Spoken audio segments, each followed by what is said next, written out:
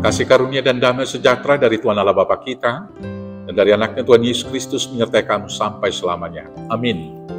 Selamat pagi saudaraku, selamat beraktivitas untuk memuliakan Tuhan. Dipandu firman Tuhan yang akan saya bacakan dari Roma pasal 13 ayat 14. Demikianlah firman Tuhan. Tetapi kenakanlah Tuhan Yesus Kristus sebagai perlengkapan senjata terang, dan janganlah merawat tubuhmu untuk memuaskan keinginannya. Demikianlah firman Tuhan. Bapak Ibu Saudaraku yang terkasih dalam Yesus Kristus, seperti yang saya katakan kemarin, kita adalah makhluk sosial yang hidup dalam sebuah komunitas dan harus berinteraksi satu dengan yang lain. Dan untuk dalam kehidupan komunitas kita itu, Tuhan Allah telah memberikan hukum bagi kita, yaitu hukum Taurat, yang mengatur hubungan kita dengan Tuhan dan hubungan dengan sesama. Mengatur hubungan dengan Tuhan itu diurai mulai daripada hukum Taurat 1 sampai dengan 4. Segala sesuatu yang kita lakukan itu harus sebagai ibadah kepada Tuhan. Dan kemudian dimulai dari ayat 5 sampai ayat 10. Bagaimana kita diatur dalam hukum cinta kasih. Dan kesimpulan daripada semua hukum Taurat itu adalah cinta kasih. Dan rumusannya adalah hidup kita ini harus menjadi berguna dan menjadi berkat bagi banyak orang. Tetapi dalam kenyataan kehidupan keseharian, ada banyak manusia yang memusatkan kehidupan itu kepada dirinya sendiri.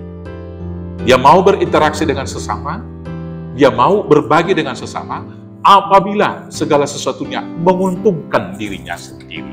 Maka segala sesuatu dilakukan untuk memuaskan, merawat dan melayani tubuhnya, melayani keinginan diri sendirinya.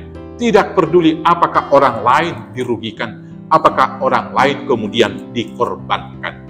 Maka di dalam perikop bacaan mulai dari ayat 8 sampai 14 ini, Rasul Paulus mengajar kita supaya kita saling mengasihi.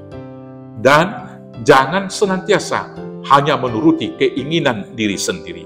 Supaya kita dimampukan untuk itu, maka ayat 14 ini mengatakan, kenakanlah Tuhan Yesus Kristus sebagai perlengkapan senjata terang, dan janganlah merawat tubuhmu untuk memuaskan keinginannya. Kalau kita mengenakan Kristus Yesus, berarti kita harus hidup di dalam Kristus, bukan lagi di dalam kita. Seperti yang dikatakan oleh Rasul Paulus dalam Galatia 2 ayat 20. Namun aku hidup, bukan lagi aku yang hidup, tetapi Kristus Yesus yang hidup di dalam aku. Maka dalam praktek kehidupan, kita harus meniru keteladanan Kristus. Yang pertama sekali, jangan kita merawat keinginan tubuh kita hanya untuk ingin dimuliakan, meninggikan diri. Karena sifat daripada Tuhan Yesus, Dia merendahkan diri. Jangan hanya mencari kepentingan diri yang sia-sia. Jangan hanya memuji-muji diri.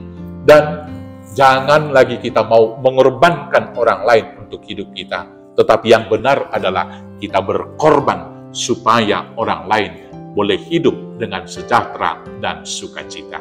Hiduplah di dalam cinta kasih. Kenakanlah Kristus sebagai perlengkapan terang. Maka dengan demikian, hidup kita akan berguna, menjadi berkat bagi banyak orang, dan alat kemuliaan untuk Tuhan kita. Tuhan Yesus memberkati. Amin. Kita bersatu dalam doa. Terima kasih Bapa yang baik. Ajar, mampukan, dan perlengkapi kami untuk hidup seperti Kristus, saling mengasihi dalam kehidupan, mengasihi Tuhan dengan segenap hidup, dan mengasihi kami seperti diri kami sendiri. Di dalam Yesus Kristus Tuhan, Juru Selamat kami yang hidup. Amin. Selamat beraktivitas. Tuhan Yesus memberkati. Horas, horas, horas.